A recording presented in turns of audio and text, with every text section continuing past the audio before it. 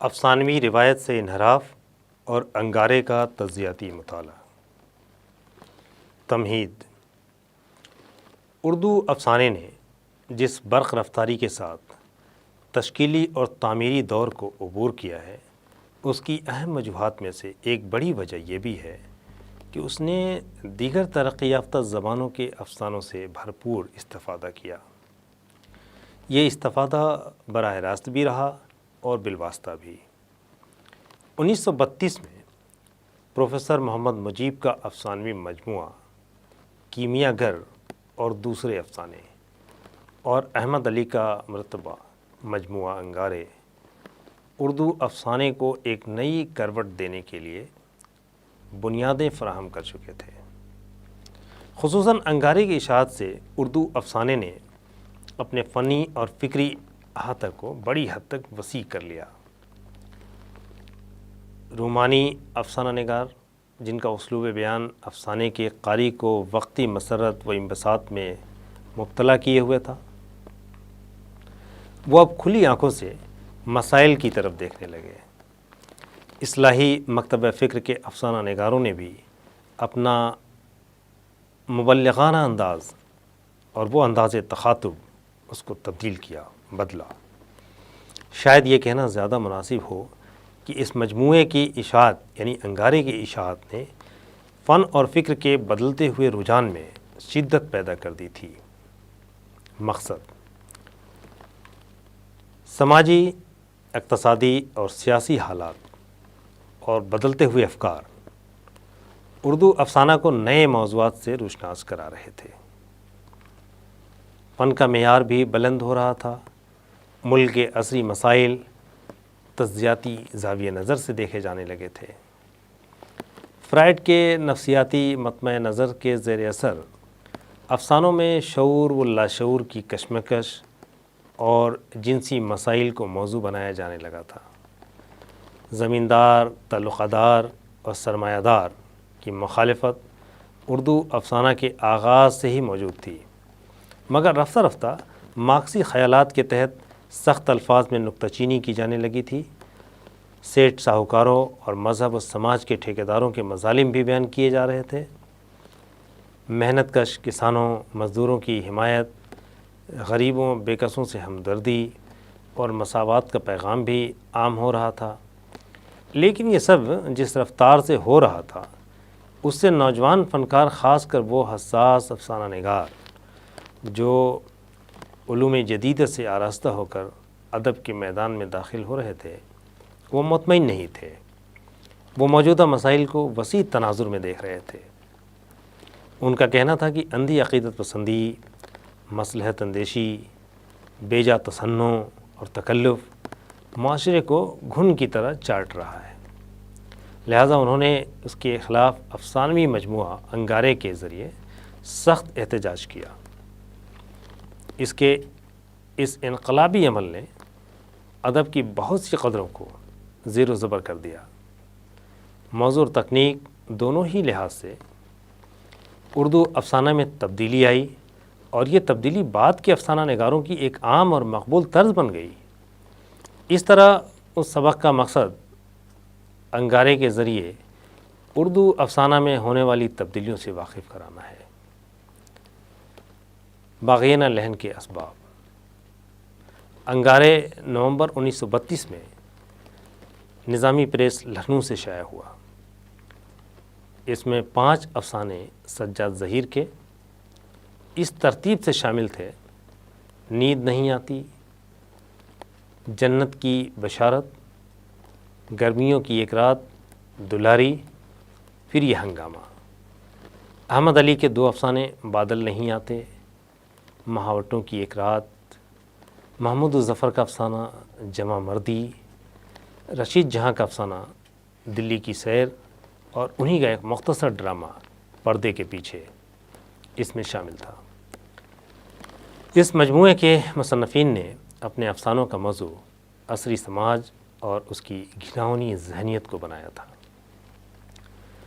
نقاب میں چھپے ہوئے بدصورت چہرے ان کی نشاندہی کی تھی۔ جنسی بھوک، ذہنی الجھنوں اور شعور و لاشعور کی کشمکش کو اجاگر کیا تھا۔ غرض یہ کہ ملک کے عصری مسائل کا انگارے بے محابہ اور آزادانہ تخلیقی اظہار تھا کہ روح رواں سید سجاد ظہیر تھے، جو لندن میں بیرسٹری کی تعلیم حاصل کرنے کی غرض سے گئے تھے۔ وہ اپنی طالب علمی کے دوران 1931 میں 6 ماہ کے لیے ہندوستان آئے تو تحفتاً یہ نادر مجموعہ ہندوستانی قاری کے سپرد کر گئے۔ منظر عام پر آتے ہی تنگ نظر اور استحصال پسند لوگوں نے اس کو فحش قرار دیا اور حکومت سے اس کتاب کو ضبط کر لینے کا مطالبہ کیا۔ اعتدال پسند ادیبوں نے اپیل کی کہ انگارے کو محض فنی نقطہ نظر سے پرکھنا چاہیے اور مذہب کو ادب سے دور رکھنا چاہیے۔ انگارے کے جو مصنفین ہیں کچھ ان کے بارے میں اگر بات کریں تو انگارے مغرب کے فنی اور فکری نظریوں کی روشنی میں نمودار ہوا تھا۔ اس کے مصنفین اس بات کو بخوبی محسوس کر رہے تھے کہ ملکی مسائل محض اصلاحی مطمع نظر سے حل نہیں ہو سکتے، بلکہ اس کے لیے جارحانہ رویہ بھی اختیار کرنا ہوگا۔ اسی انتہا پسندی کے عمل نے انگارے کی شکل اختیار کی۔ اس کے مصنفین اعلیٰ تعلیم یافتہ اور روشن خیال گھرانوں سے متعلق تھے، جیسے سجاد ظہیر کے والد وزیر حسن لکھنؤ کے مشہور سماجی کارکن اور نہایت کامیاب وکیل تھے۔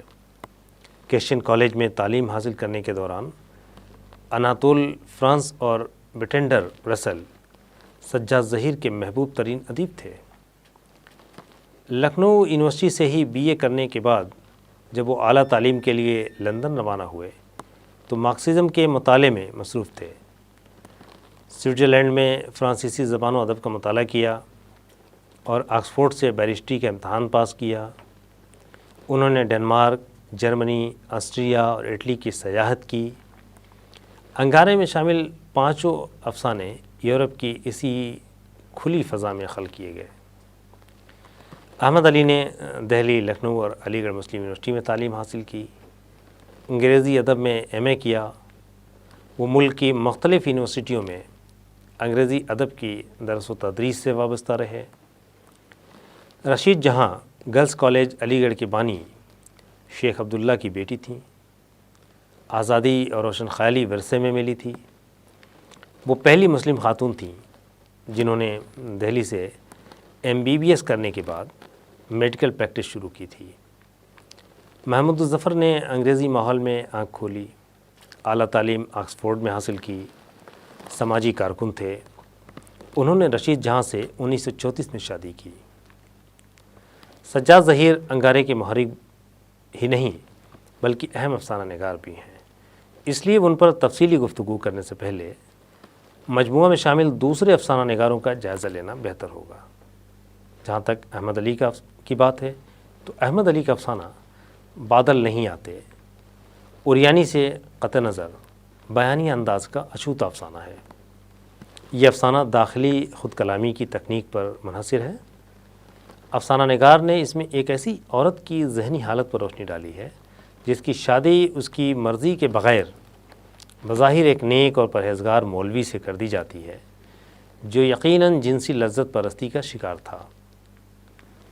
احمد علی نے اپنے دوسرے افسانہ مہاوٹوں کی ایک رات میں انسان کی مفلسی، محرومی اور سماجی و معاشرتی مسائل کی بھرپور عکاسی کی ہے۔ بیانیہ انداز میں لکھے ہوئے یہ دونوں افسانے حقیقت نگاری کے ترجمان ہیں۔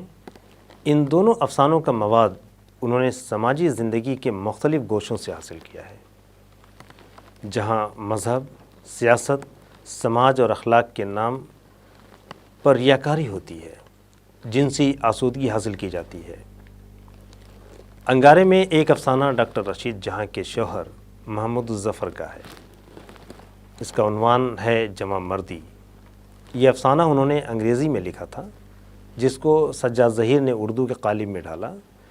جمع مردی میں مرد کے جھوٹے وقار اور کھوکھلی ذہنیت کو بڑے طنزیہ انداز میں پیش کیا گیا ہے۔ فضا، ماحول اور برتاؤ کے اعتبار سے اس افسانے کو ادبی حلقوں میں پسند کیا گیا۔ انگارے کا تجزیاتی مطالعہ۔ احمد علی اور محمود الظفر کے افسانے بلا شبہ اہم تھے، مگر رشید جہاں اور سجاد ظہیر باغیانہ لہن کے محرک بنے۔ رشید جہاں معاشرے میں واضح تبدیلی لانا چاہتی تھیں، اس لیے انہوں نے آزادی نسواں کے تئیں معاصر خواتین افسانہ نگاروں کی طرح مصالحانہ نہیں بلکہ جارحانہ رویہ اختیار کیا۔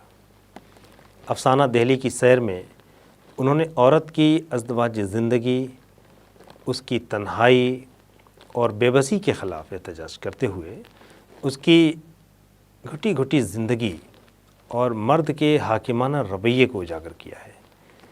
اس مختصر افسانے کا سارا عمل علامتی معلوم ہوتا ہے۔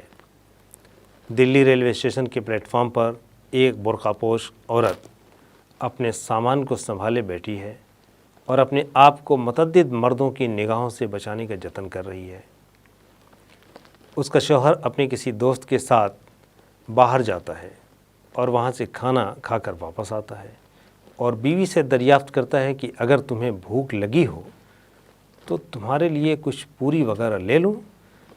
بیوی کو اس کی یہ بے اعتنائی اور نظر انداز کیے جانے کی صورتحال ناگوار گزرتی ہے۔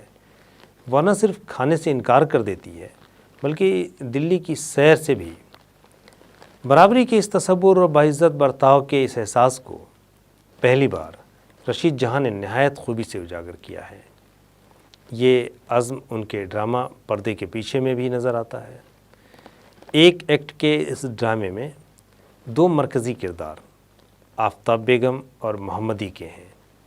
ان کرداروں کے نفسیاتی الجھنوں کے ساتھ ان کے سوچنے، سمجھنے اور عمل کرنے کے ڈھنگ کو اس طرح پیش کیا گیا ہے کہ مسلم گھرانوں کی اندرونی زندگی کے اور تکلیف دہ حقائق قاری کے سامنے آ جاتے ہیں۔ سجاد ظہیر اس مجموعے کے اہم ترین افسانہ نگار ہیں۔ ان کے پہلے افسانے نیند نہیں آتی کا آغاز رات کی خاموش تاریکی کے ایک منظر سے ہوتا ہے۔ قاری پہلی نظر میں اندازہ لگا لیتا ہے کہ یہ افسانہ روایتی انداز سے الگ ہٹ کر خلق کیا گیا ہے۔ اس میں نہ تو پلاٹ کی ترتیب ہے اور نہ ہی کردار کی کوئی خاص اہمیت، بلکہ مختلف واقعات کو کولاج کی شکل میں صفحہ کرتاس پر منتقل کر دیا گیا ہے۔ بکھرے ہوئے واقعات یا مناظر کا آپس میں کوئی ربط نہیں ہے۔ سنجیدہ قاری کو ان گٹمٹ سوروں کو ترتیب دیتے ہوئے تسلسل میں لا کر خود نتیجہ اخذ کرنا پڑتا ہے۔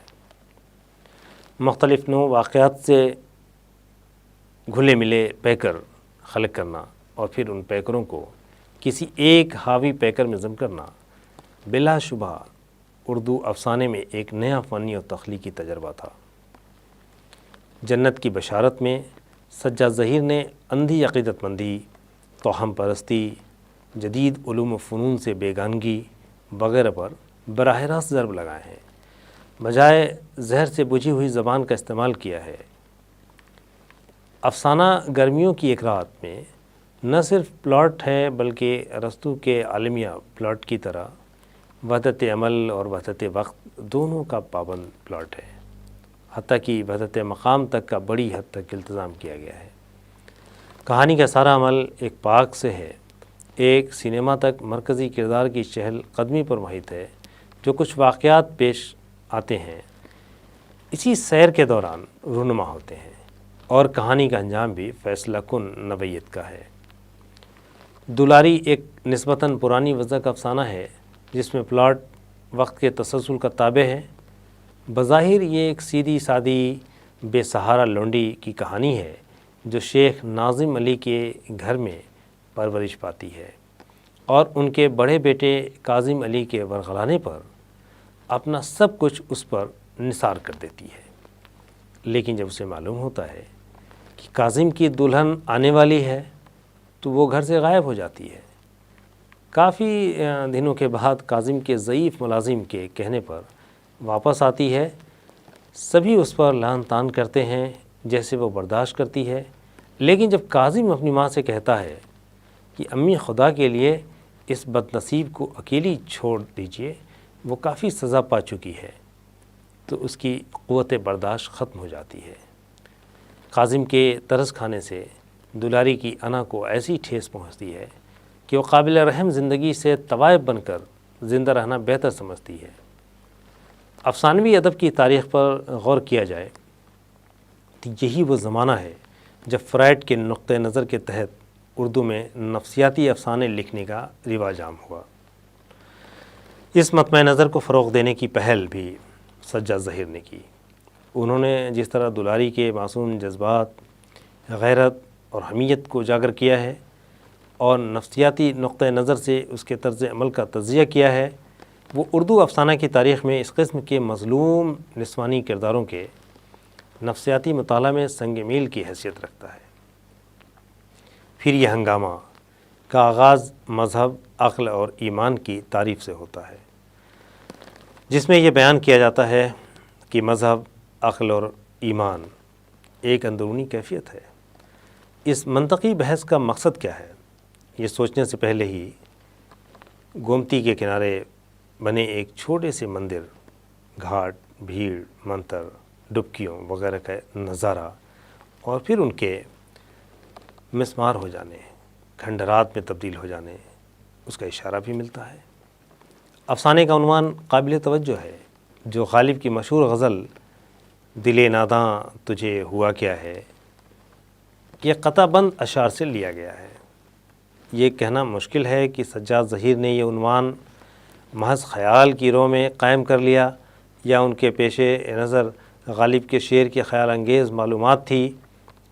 البتہ یہ صحیح ہے کہ پھر یہ ہنگامہ میں آزاد تلازموں کی رو فکر کا ایک محور یقیناً قائم کرتی ہے، جو زندگی کی سنگ دلی اور صفاکی اور اس کے مقابل ازل زدہ آدمی کی بے بسی اور شکست سے لے کر انسانی سماج میں ناانصافی اور انسانوں کے باہمی سلوک میں خود غرضی اور بے رحمی کے شدید احساس سے عبارت ہے۔ سب سے بڑھ کر زندگی کے تجربے کا بے سروپا اور تقریباً ناقابل فہم ہونا منطق کی شکست اور آدمی کی مایوسی کو ناگزیر بنا دیتا ہے۔ غالب کے مذکورہ شعر میں حیرت لطف کا سرچشمہ ہے اور سجاد ظہیر کے افسانہ میں حیرت ایک کبھی نہ ختم ہونے والی دکھ کی طرف لے جاتی ہے۔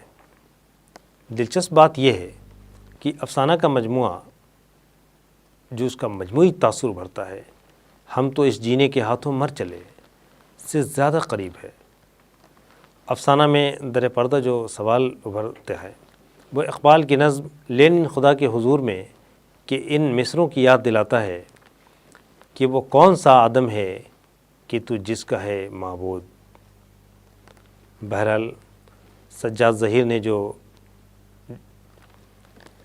دو ایک تعبیروں سے بطور خاص کام لیا ہے، مثلاً انہیں آزاد تلازمہ خیال کر کے ایک لفظ یا خیال سے دوسرا لفظ یا خیال سوچتا چلا جاتا ہے، اور وہ اپنی بات کو بڑھانے کے لیے اکثر قافیوں کا سہارا لیتے ہیں۔ غور کیجئے، وہ کردار کے جیسے نیند نہیں آ رہی، بستر پر لیٹا ہے اور اس کا شعور آزاد تلازمہ خیالات کے تحت رواں ہے۔ قافیے کی صوتی مناسبت سے خداوندی، پھر رنڈی اور اس کے بعد بھنڈی یاد آتی ہے۔ کردار سوچتا ہے کہ وہ کہاں سے کہاں چلا گیا، چنانچہ حد کا تلازمہ قائم ہوتا ہے۔ انگارے میں شامل ایک اور مصنف احمد علی نے اپنے افسانے بادل نہیں آتے میں شعور کی رو کا استعمال کیا ہے۔ انہوں نے بھی وہی تکنیک اختیار کی ہے جو سجاد ظہیر نے، یعنی ایک طرح سے دونوں پر یولیسس کے مخصوص طرز فنکاری کا اثر بہت واضح ہے۔ سجاد ظہیر کے افسانے نیند نہیں آتی میں صرف داخلی خود کلامی کا استعمال ہوا ہے۔ یہی صورت احمد علی کے افسانے بادل نہیں آتے کی بھی ہے۔ اس میں بھی پورے کا پورا افسانہ کردار کے ذہن میں واقع ہوتا ہے۔ یہ افسانہ بھی صرف داخلی خود کلامی پر منحصر ہے۔ نیند نہیں آتی میں خارجی وقت غائب ہے اور صرف داخلی وقت موجود ہے، جبکہ حرام جادی میں داخلی وقت حاوی ضرور ہے لیکن اس میں خارجی وقت وہ بھی موجود ہے۔ سجاد ظہیر کے دوسرے افسانے پھر یہ ہنگامہ، اس میں راوی بیان کا سہارا لیتا ہے، اس میں داخلی خود کلامی بھی موجود ہے، نیند نہیں آتی میں جذباتیت ہے، وہ بہت نمایاں طور پہ ابھر کے سامنے آتی ہے، جبکہ پھر یہ ہنگامہ، اس میں ایک مخصوص فنی نظم و ضبط کا احساس بہت واضح ہے۔ اس طرح ہم کہہ سکتے ہیں کہ انگارے اپنی نوعیت کا پہلا تجربہ تھا، اور شاید سجاد ظہیر پہلے افسانہ نگار جنہوں نے شعور کی رو کی تکنیک کو اردو میں سب سے پہلے استعمال کیا اور اسے رواج دیا۔ چونکہ یہ پہلی کوشش تھی، اس لیے مذکورہ افسانوں میں یہ تکنیک اپنی تمام تر نزاکتوں اور باریکیوں کے ساتھ نہیں ملتی۔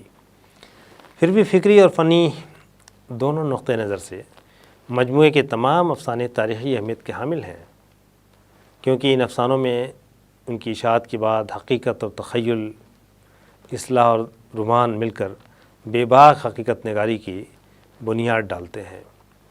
ورنہ اسے قبل اردو افسانہ عموماً سیدھے سادے بیانیہ انداز میں ہوتا تھا، جس میں زندگی کے پیچیدہ مسائل اور نفسیاتی کشمکش کا اظہار نمایاں نہیں تھا۔ ان افسانوں میں زندگی کے کچھ اہم پہلوؤں سے جان بوجھ کر چشم پوشی کی جاتی تھی، یا کسی بہت جسارت کی تو اشارہ کنایے میں ان کی نشاندہی کر دی۔ انگارے کے مصنفین نے جملہ احتیاطی تدابیر کو تقریباً بالائے طاق رکھتے ہوئے زندگی کے تاریک گوشوں پر روشنی ڈالی، بیجا سماجی پابندیوں پر تیر و نشتر چلائے، اخلاقی جسارت کا بھی ثبوت دیا۔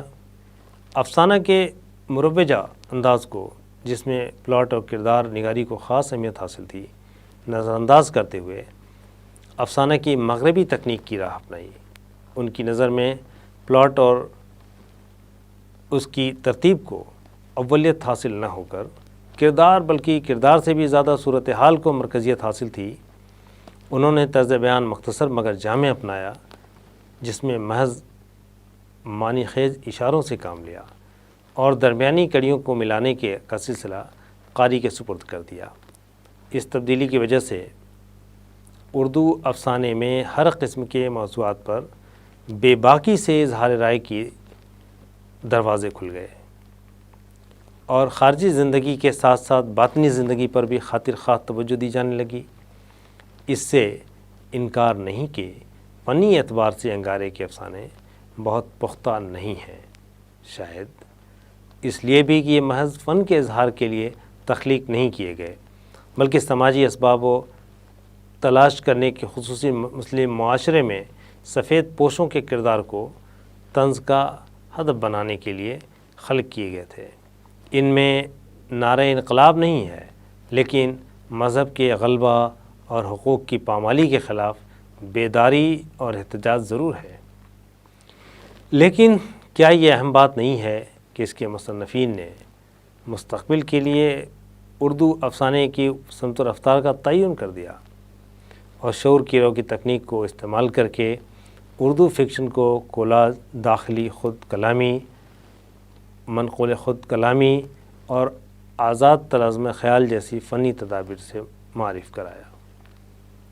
خلاصہ، یہ مجموعہ دراصل اردو افسانے کی تاریخ میں ایک ایسے سنگم کا کام انجام دیتا ہے جہاں پریم چند اسکول کی حقیقت پسندانہ رجحانات اور یلدرم دبستان کے رومانی میلانات مل کر مغربی فن سے پورا استفادہ کرتے ہوئے ایک جدید اور تابناک صورت میں ظہور پذیر ہوتے ہیں۔ اس میں پہلی بار ہندوستانی مسائل کو مغربی زاویہ نظر سے دیکھا گیا، بندھے ٹکے اخلاقی اور معاشرتی قوانین اور پرورش پاتی ہوئی ذہنی الجھنوں کو بغیر رو رعایت کے سپاٹ اور دو ٹوک لہجے میں بیان کیا گیا۔ اس کے طرز بیان میں طنز کی تلخی، جھجھلاہٹ، ابتذال اور عامیانہ پن کی آمیزش ضرور ہے، مگر بحیثیت مجموعی اس نے صاف گوئی کے ساتھ موجودہ مسائل کی طرف بھرپور غور و فکر کی دعوت دی، جس کا اعتراف سبھی نے کیا ہے۔